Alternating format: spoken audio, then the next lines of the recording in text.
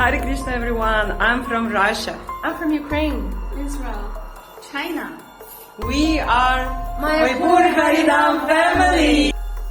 सोचिए, एक ऐसा देश जो हमेशा अपने ईसाईपन पर गर्व करता था, वहां की औरतें आज माथे पर तिलक लगाकर मंदिर की घंटियां क्यों बजा रही हैं?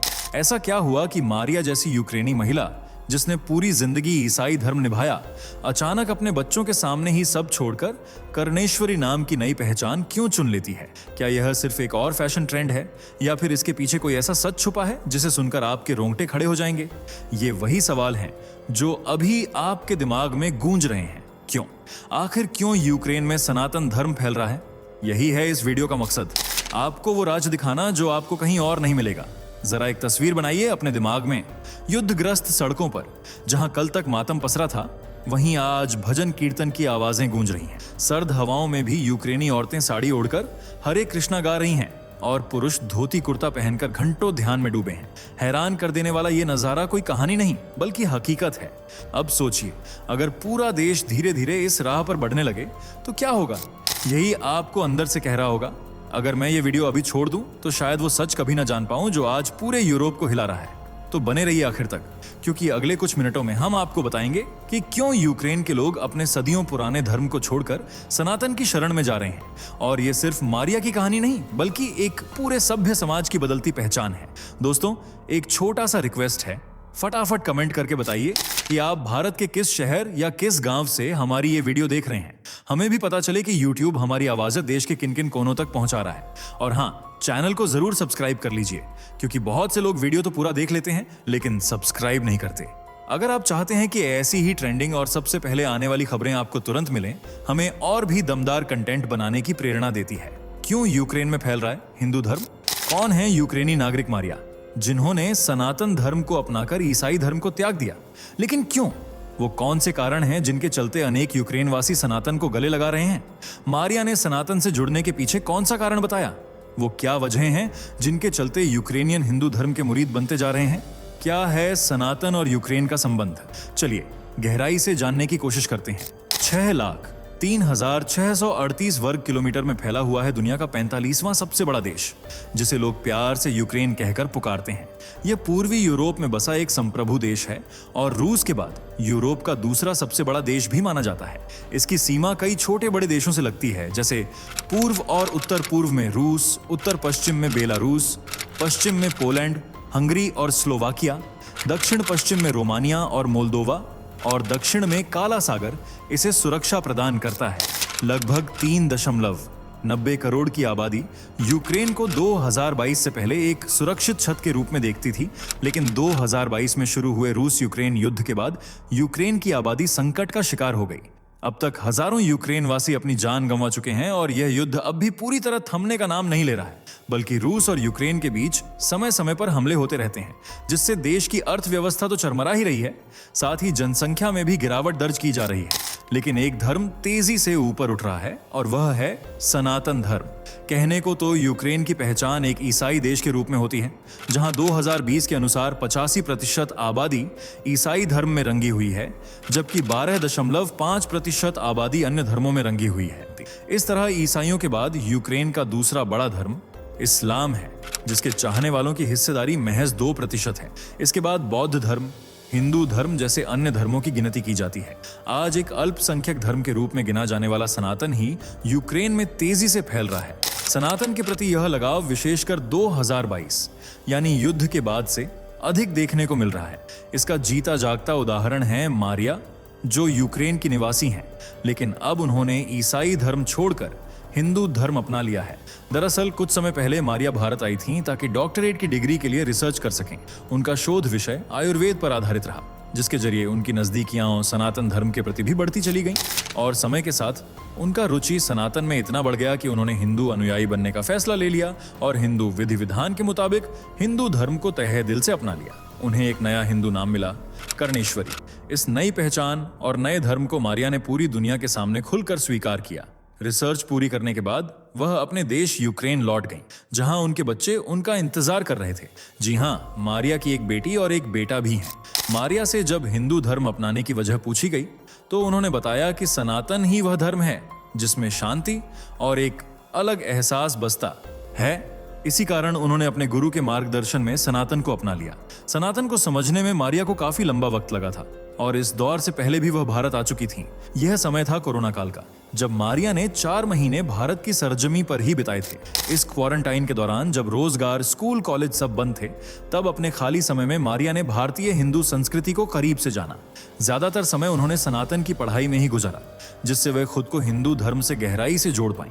और 2022 के दौरान जब यूक्रेन युद्ध की आग में धधक रहा था, लोगों की चीख पुकार से माहौल में गम फैला हुआ था, तब भी मारिया को हिम्मत और शांति प्रदान करने वाला धर्म केवल सनातन ही था। यह बात स्वयं मारिया ने स्वीकार भी की है। हिंदू धर्म अपनाने के साथ अब वह यूक्रेन में भी सनातन का प्रचार प्रसार कर उसे दूसरों तक पहुंचाने की कोशिश में जुटी हुई है। आज भले ही यूक्रेन में हिंदू आबादी ज्यादा नहीं है, लेकिन हिंदू संस्कृति की छाप आपको जरूर देखने को मिलेगी। आज कई यूक्रेनी हिंदू महिलाएं तन पर साड़ी, माथे पर तिलक और बालों में गजरा सजाए दिखती हैं। वहीं पुरुष भी हिंदू संस्कृति को अपनाकर धोती कुर्ता पहनते हैं और जुबान पर हरे कृष्णा का नाम जपते नजर आते हैं। यूक्रेन में फैल रहे इस हिंदू धर्म के पीछे इस्कॉन संस्था की मेहनत छिपी हुई है, जो 20वीं शताब्दी के अंत से ही यहाँ हिंदू धर्म को बढ़ावा देने की कोशिश में लगी हुई है। ढोलक की थाप, सड़कों पर भक्ति गीतों पर नृत्य और भजन कीर्तन के माध्यम से इस्कॉन ने यूक्रेनियों का ध्यान सनातन की ओर आकर्षित किया है और उन्हें श्री कृष्ण के उपदेशों से जीवन का सही मार्ग दिखाने की कोशिश की गई, जिसे मजबूती मिली 1990 के दशक में, जब इस्कॉन को यूक्रेन में कानूनी रूप से रजिस्टर्ड किया गया। तभी से इस्कॉन संस्था द्वारा हिंदू धर्म का प्रचार प्रसार और भी तेजी से बढ़ा। नतीजा यह हुआ कि 2020 तक आते आते लगभग 44,000 लोग हिंदू धर्म के अनुयायी बन गए। इस्कॉन संस्था ने लोगों को सनातन से जोड़ने के लिए कई धार्मिक पुस्तकों का वितरण भी शुरू किया। साल 1991 में पहली बार यूक्रेन की राजधानी कीव में कानूनी तौर पर हरे के नाम पर एक समारोह आयोजित किया गया, जिसमें अनेक भक्ति गीत और भजन कीर्तन गाए गए। इस धार्मिक माहौल से यूक्रेनियन इतने प्रभावित हुए कि उन्होंने इस आयोजन को दिल खोलकर अपनाया और हिंदू त्योहारों को भी हर साल धूमधाम से मनाने लगे। आज यूक्रेन में आपको होली, नवरात्रि, दिवाली और गणेश चतुर्थी जैसे कई हिंदू त्योहार हर्षोल्लास के साथ मनाते हुए नजर आएंगे। इनमें सिर्फ हिंदू समुदाय के लोग ही शामिल नहीं होते, बल्कि कुछ गैर हिंदू भी इन पर्वों में हिस्सा लेने से खुद को रोक नहीं पाते। इन पर्वों पर अगर यूक्रेन के किसी हिस्से में सबसे ज्यादा रौनक लगती है तो वह है हिंदू मंदिर। जी हाँ, ईसाई बाहुल्य देश यूक्रेन में भी लगभग 15 कृष्ण मंदिर हैं और करीब 60 इस्कॉन सेंटर्स बने हुए हैं, जहां बड़ी संख्या में लोग हिंदू धर्म से जुड़े हुए हैं। वे पूरे भक्ति भाव से कृष्ण की सेवा चाकरी में लगे रहते हैं। उन्हें प्रसन्न करने के लिए न केवल भजन कीर्तन करते हैं, बल्कि सुबह शाम उनके नाम का जाप भी करते रहते हैं। कृष्ण के प्रति यही समर्पण आज यूक्रेन के गैर हिंदुओं को भी अपनी ओर आकर्षित कर रहा है। 2022 के दौरान जब देश में युद्ध की हालत थी, कई लोग अपनी जान गंवा रहे थे। किसी का बेटा उससे दूर हो गया था तो किसी की माँ। ऐसे मुश्किल समय में भी सनातन ने ही लोगों को दर्द से उबरने में मदद की। कृष्ण की भक्ति में डूबने पर उन्हें एक अलग ही शांति और सुकून का एहसास हुआ। इसलिए ज्यादातर लोगों ने इसी दौरान हिंदू धर्म को अपनाया और इस तरह यूक्रेन की सड़कों पर वेस्टर्न कपड़े पहनने वाली महिलाओं की जगह ज्यादातर पारंपरिक साड़ी में लिपटी महिलाएं दिखाई देने लगी। हालांकि यूक्रेन की महिलाओं का यह नया रूप देखकर कई लोग अचंभित, हैरान भी हुए। कुछ लोगों को लगा कि यह सिर्फ कुछ दिनों का शौक या ट्रेंड है, लेकिन यूक्रेनी महिलाओं ने यह साबित कर दिया कि यह केवल उनका शौक या पहनावा नहीं, बल्कि सनातन संस्कृति का एक अहम हिस्सा है, जिसे वे पूरी तरह से अपना चुकी हैं। मंदिरों में जाकर कृष्ण की भक्ति करनी हो या फिर किसी धार्मिक आयोजन में शामिल होना, हर जगह यूक्रेनी महिलाएं साड़ी में ही दिखाई दी। साड़ी के प्रति यह प्रेम इस बात को दर्शाता है कि आज भारतीय परंपरा और फैशन किस तरह वैश्विक स्तर पर लोगों का दिल जीत रहा है। पहनावे के अलावा योग और ध्यान ने भी यूक्रेनियनों को सनातन से जोड़ने का काम किया है। योग आज न केवल मानसिक और शारीरिक स्वास्थ्य के लिए फायदेमंद माना जाता है, बल्कि ये भारत की प्राचीनतम संस्कृति को सहेजने का एक अद्भुत तरीका भी है। जी हाँ, योग की शुरुआत कई हजार साल पहले हुई थी और इसका उल्लेख ऋग्वेद जैसे ग्रंथों में भी देखने को मिलता है। सनातन के सच्चे भक्त महर्षि पतंजलि को योग का जनक भी कहा जाता है। यानी आप कह सकते हैं कि योग को अपनाना सनातन के और करीब जाना है। और आज यूक्रेन के लोग तेजी से योग को अपनाते जा रहे हैं। यूक्रेनी महिलाएं आज सनातन के साथ साथ भारतीय लड़कों की ओर भी तेजी से आकर्षित हो रही हैं।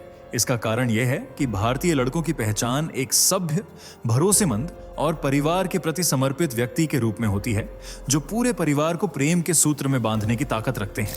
यही मिलनसार और विश्वासपूर्ण व्यवहार आज यूक्रेन की लड़कियों को बहुत भा रहा है, इसलिए वे भारतीय लड़कों से शादी करने की तमन्ना भी अपने दिल में संजोए बैठी हैं। यूक्रेन जैसे ईसाई प्रधान देश में रिश्ते काफी अस्थिर देखे जाते हैं। लोग कब अपने पार्टनर का साथ छोड़ दें, कहा नहीं जा सकता, जबकि सनातन धर्म में 7 जन्मों का साथ निभाने की परंपरा है।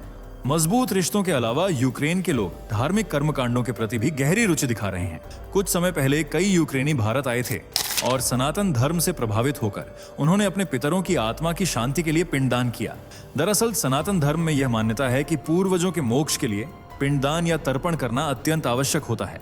इसी बात को ध्यान में रखते हुए युद्धग्रस्त क्षेत्रों से आए कुछ लोगों ने युद्ध में मारे गए लोगों के लिए भी पिंडदान किया, ताकि उनकी आत्मा को शांति मिले।